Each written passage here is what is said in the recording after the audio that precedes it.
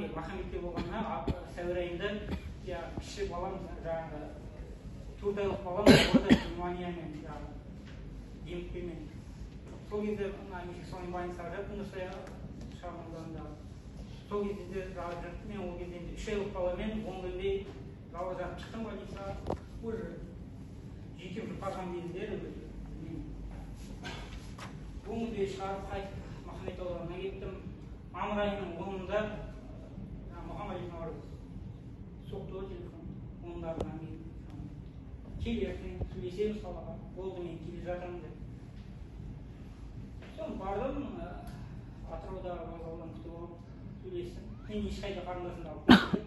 Просто маған қиын деді. Мен жалғыздығын игере алмаймын. 5 баланы ең кішкентай 3 айлық ауру әйелім бар, кішкентай боласың, еш жете алмайды, өзінің гигиенасына қарамайды. Сол кезде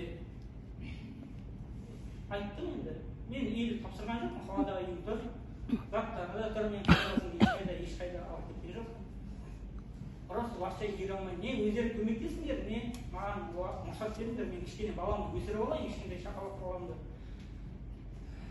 Сол кезде мұнайшы микрорайондағы 3-ші көше 17-ші үйге барып көрсеттім.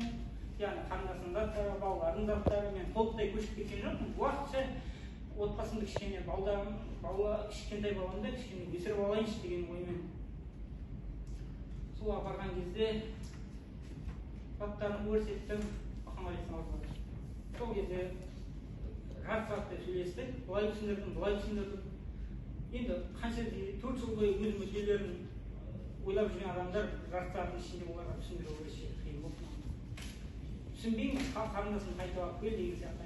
Сол кезде мен шыдамым таусылды, Наурыз айттым. Наурыз, мен қазір 5 балам бар, кішкентай 3 айлық әйелім ауру, кішкентай баласын танымайды. Мен игере алмаймын оның бәрін. Анам екеуміз көмектесіп бірге қараймыз деген кезде ол да қарсы сөз айтты. Сол кезде айттым, Наурыз, менің отбасым араласа бергенше өзің семья құрып, менен 3 жас үлкенсің ғой, өзің отбасы құрып, ата-анаңа кішкене немере сыйлап, өзің отбасы болып, сосын мені түсінесің дедім. Сол айтқан сөзін ол тергеу кезде де айттым, бұл сөзді ешқайда соңғы моментін ұмытпаймын. Сол кезде оның намысы өзгеріп кетті ма, білмеймін. Бірден жанжал төбелес бастап кетті. 2025-тің мамыр айы 10-нан кейін нақты датасы есімде жоқ. Қайда?